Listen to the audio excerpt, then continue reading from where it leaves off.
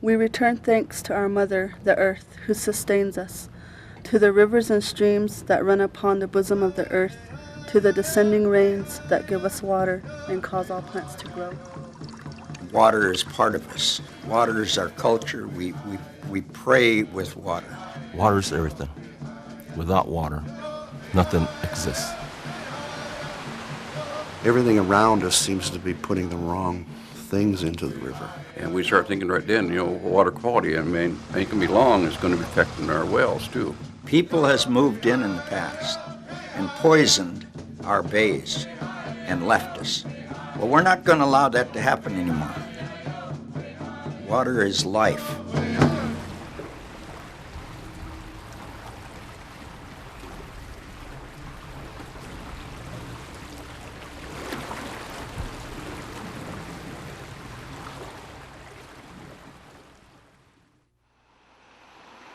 Pa, mape, tu, qua. By any name, water represents a life force to American Indians. Rivers, lakes, streams, wetlands, and oceans are part of our landscape. Water nourishes our tribes, our herds, and our crops. And water is part of our tribal legends and rituals. Songs that we make up are always talking about water. Water coming from the sky, water coming from the clouds, and we pray for rain. Our people really held the waters and natural resources sacred. We pray to have moisture. We pray to the rivers. We pray to the water holes. We pray for rain because as a human being, that's what nourishes our body, is water. From the Seminoles of Florida to the Sioux of the Upper Plains to the Tlingit of Alaska, countless generations of American Indians have lived with the land and respected Mother Earth and her abundant resources. No laws or regulations were needed to maintain this delicate balance. The rains and the flushing and everything. Nature took care of water standards. If you're talking about turn of the century, people started to gather here. All of a sudden, we have a people problem. Our lands were then affected by the industrialization of the country. Pollution flowed in our rivers, lakes, and streams. As a result, our relationship with water changed. We have our elders telling us of a time when they could drink water from the river, and nobody would dream of doing that today. Acoma used to rely on their drinking water coming out of systems up at Acoma, but now we have acid rain. Who wants to drink acid? Water remains a vital part of our lives and our culture. But the quality of our water today cannot be taken for granted. We must take action to protect it. The tribes are the stewards of the land, and they have a different cultural value of what we're talking about. Without the water, and without the river, and without what it brings to us spiritually, economically, just what it takes to make us whole and make us who we are, that's how important it is. Things are different. Things are not what I saw when I was growing up as a young person. Things are not just what grandfather taught me.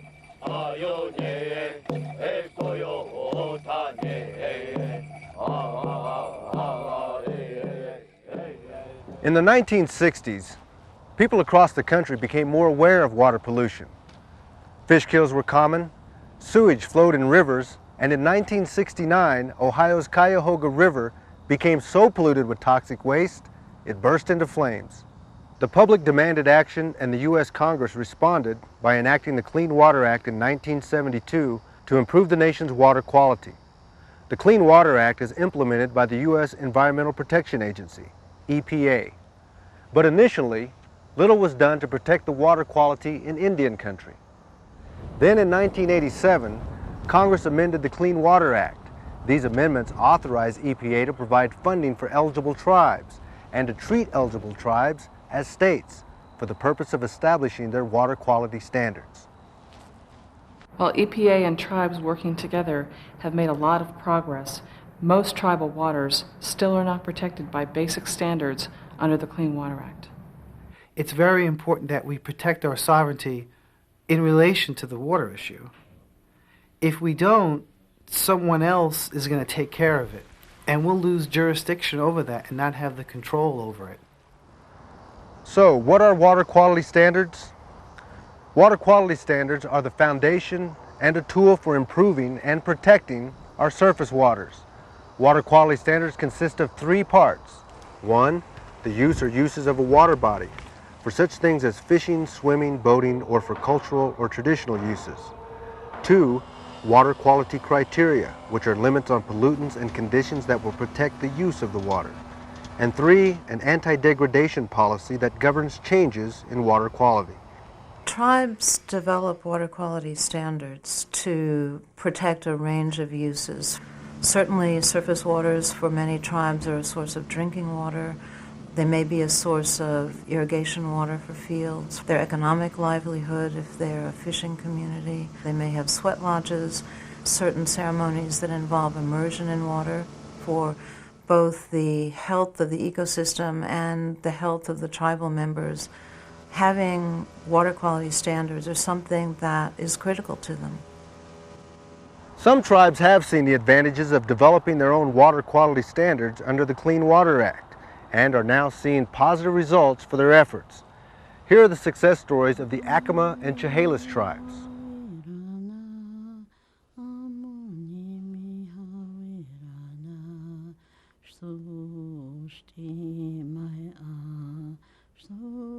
I am the mother water clan of our tribes. When there's a sickness of animals on the reservation, of dehydration and stuff, they call the water clan people to bless the water so the animals could have some refreshing water to drink.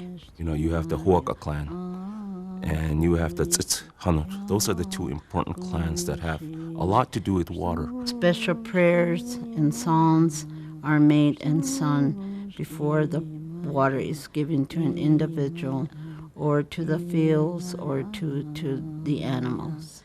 People started noticing the discoloration, the quality of the water, not only in the river, but also in our farming fields. There was drastic changes that took place. Someday it'll run out if we don't put a stop to it here.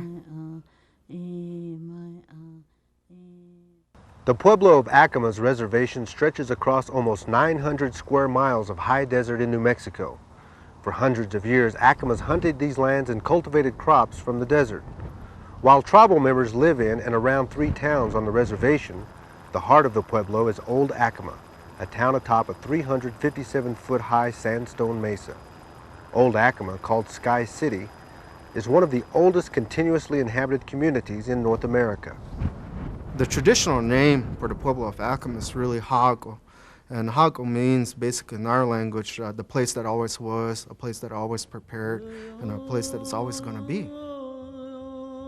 Over the years, Acoma has become known throughout the world for its beautiful black and white pottery.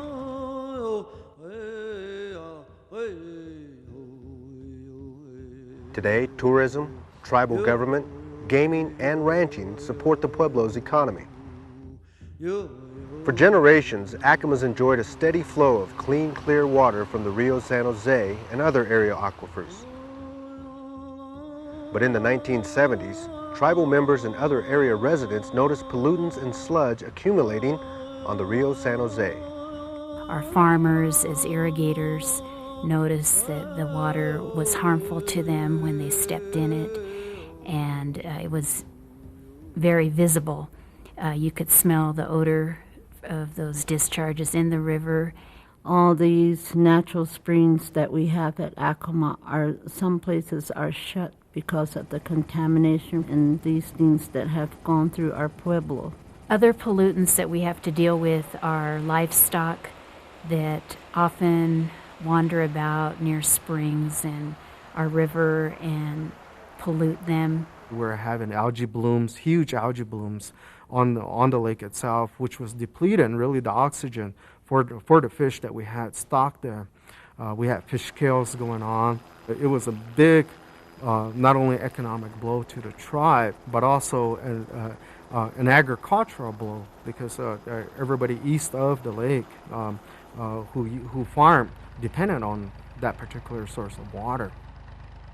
In addition, the nearby town of Grants had been discharging its wastewater into the river. Under the Clean Water Act, pollutants discharged from point sources require a National Pollutant Discharge Elimination System, or NPDES permit. Grants had such a permit from EPA to discharge treated effluent into the river.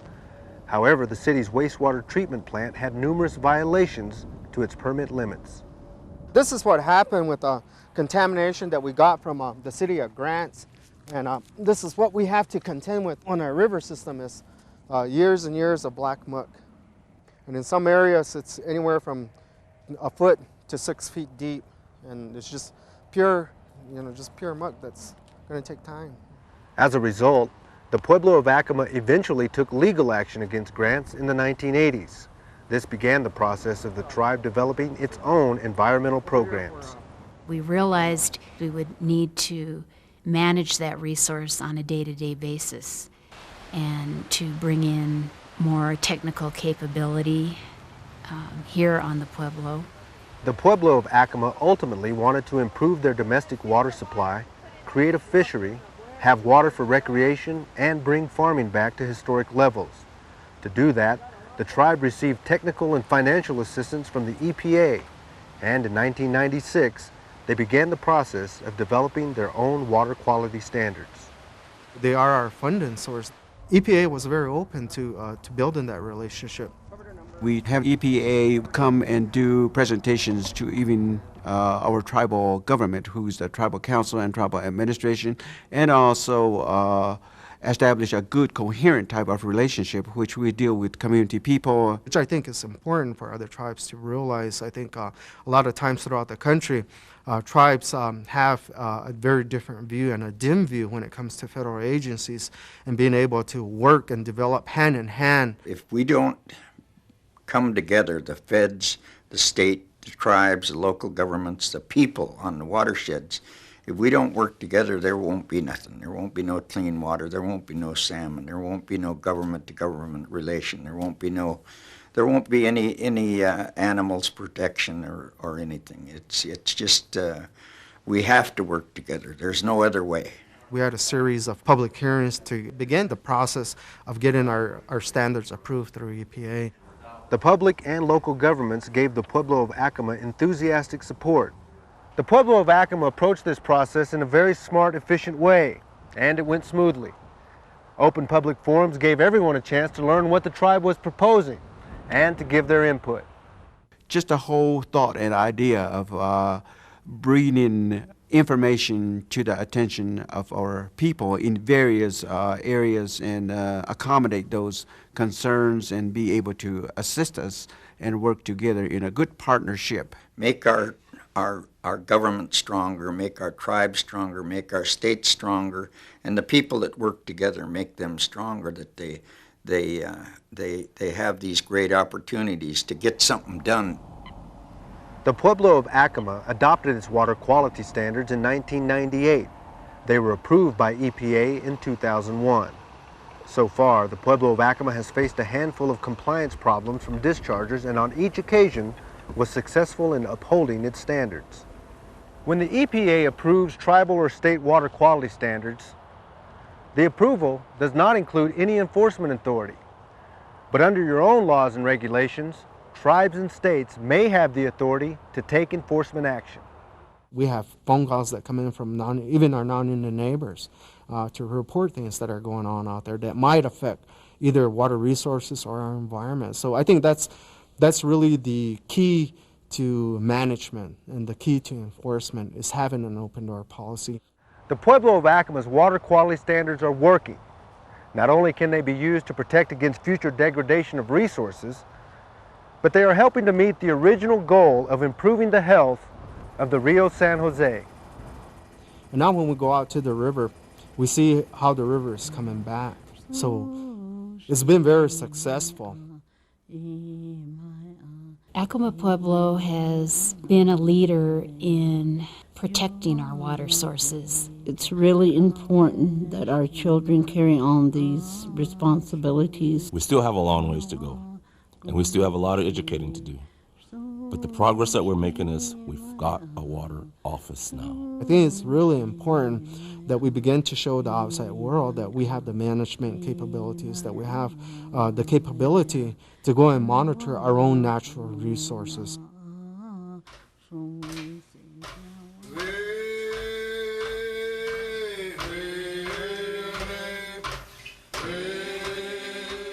As a tribe, you want to keep it healthy. You want to be able to have a clean river, so the fish will be able to come back. For centuries, Chehalis people lived along the Chehalis River near the western coast of what is now Washington State. The Chehalis tribe depended heavily on fish from the river. In the 1860s, the Chehalis were moved to a reservation between the Black and Chehalis rivers. Today, most Chehalis are employed either by the tribal government or in the gaming industry. In the late 1980s, the quality of the Black and Chehalis rivers began deteriorating. In the low times of the river, we could walk across the river, but then I'd say maybe 20 years ago, we got across the river and it was slippery. The rocks were all coated and slippery, and we said, man, there's something going on here. When it makes a change that you haven't seen before, a bank changes and there's no more trees there, or the river's never been this color this time of the year. A lot of our problems have happened because next to the river, there's a lot of logging going on, construction, and there's mudslides. And in 1985, we had what they call a fish kill. Biologists are hauling hundreds of salmon out of the Black and Chehalis rivers south of Olympia, many of them trophy-sized. About a 35, 40 pounder here. More than 200,000 fish died from toxic pollutants released into the water. When we saw fish kills, it was kind of a wake-up call. We said we need to not only not let it deteriorate, but somehow enhance the quality of the water. How are we going to do it? The Confederated Tribes of the Chehalis Reservation first started an environmental program with a grant from the EPA.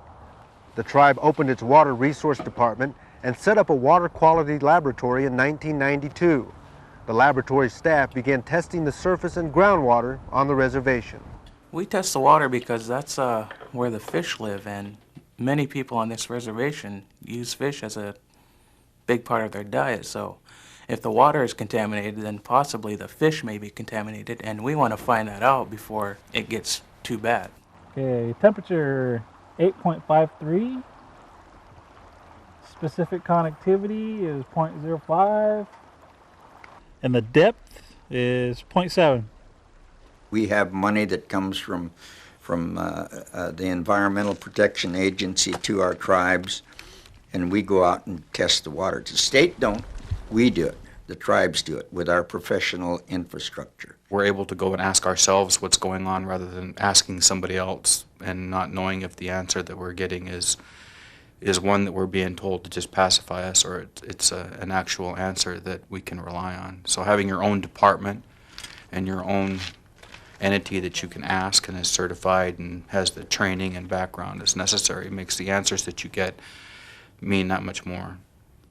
In 1994, the Chehalis tribe began the process of developing their water quality standards. The tribe wanted to become a more substantial player in actions that might occur both on and off reservation that would affect their waters. And they knew the way to get to the table, to be that active voice in decisions that were made, was to have their own laws and regulations establishing what they felt were important for protection of their waters. Washington State's attitude is, let's make this work. It hasn't been to fight about jurisdiction.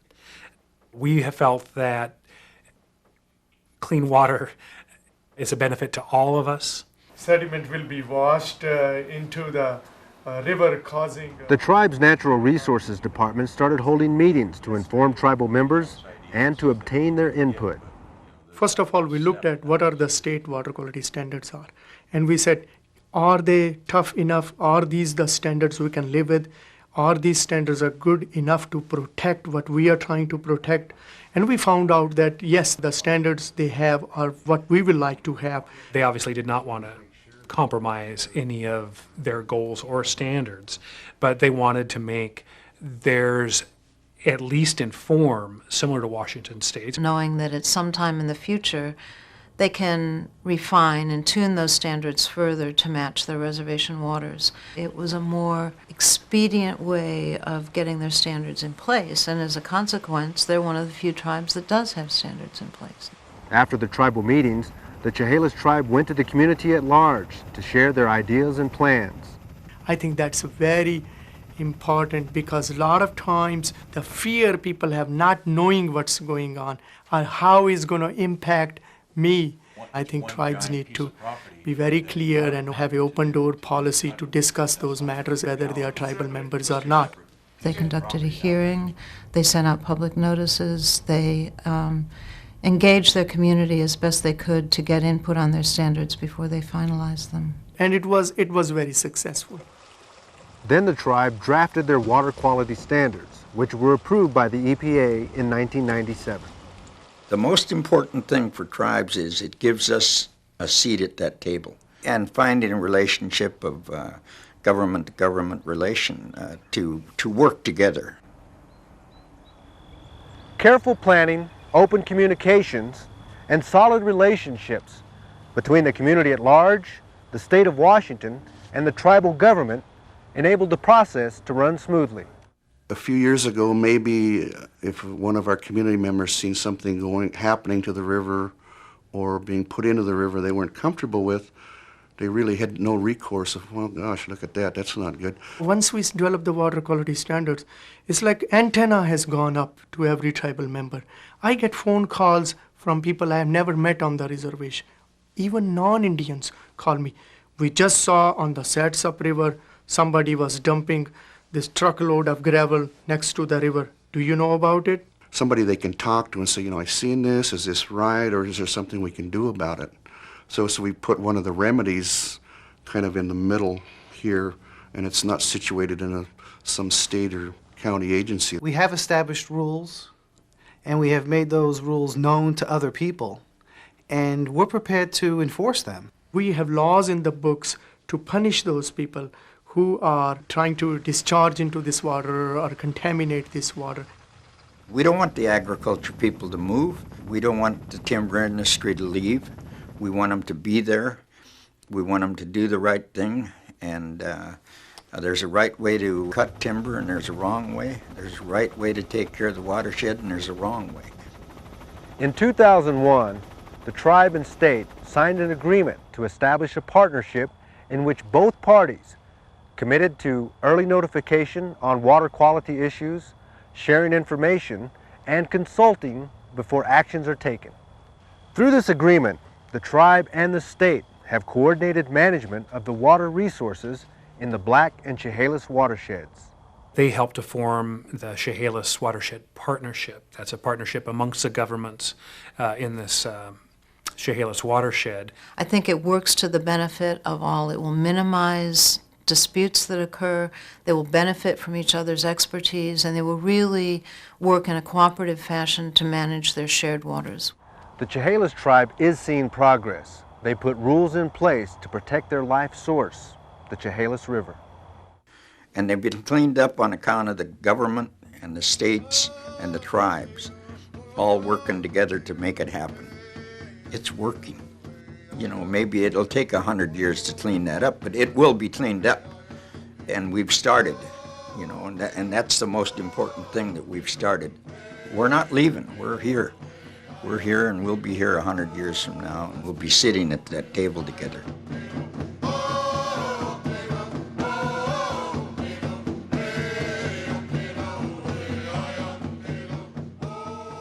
By implementing their water quality standards, the Acoma and the Chehalis tribes continue to see positive results. Their rivers are running cleaner and fish and plant life are returning.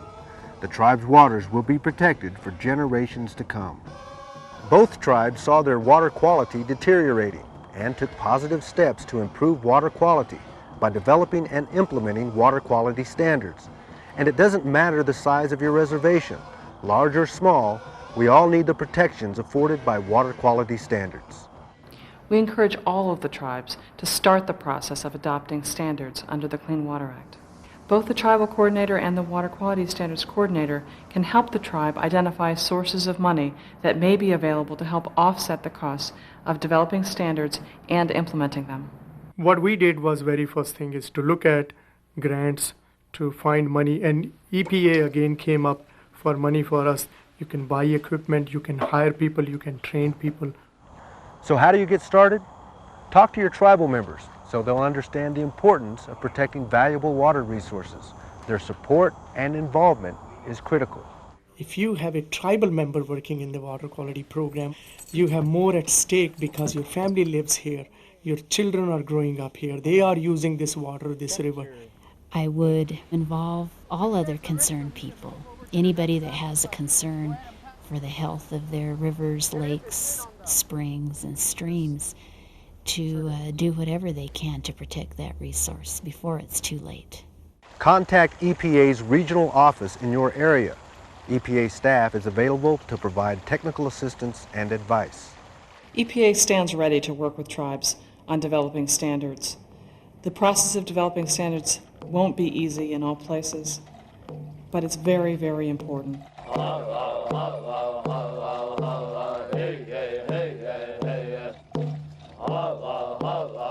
Our water is our future. By protecting our rivers, lakes, and streams today, we protect a vital life force for future generations. EPA is committed to working with tribes on a government-to-government basis, with states and with federal agencies to protect Indian country waters. I cannot really overemphasize how important is it that this is the time and opportunity for the tribes to develop their water quality standards. Being able to say, I have the capability, my people, my tribe has the capability to run this type of program. It's our river and it's our water, and if we don't do it, then we can't expect somebody else to do it for us. It's our water at this point, but it's the water for my grandsons, for my granddaughters. So it is that time that we need to really start focusing on those people that are behind us, that are yet unborn. We can find a way to make things happen if we're talking together. When the rain sings and we don't know what it means, we hear the rhythm of bare feet dancing and we can't figure it out. It's the last drop of a refreshing drink from the spring of continuance, and all that is left is but a drop of remembering. Some say the spring will fill again from the depths of Mother Earth, and we will be full.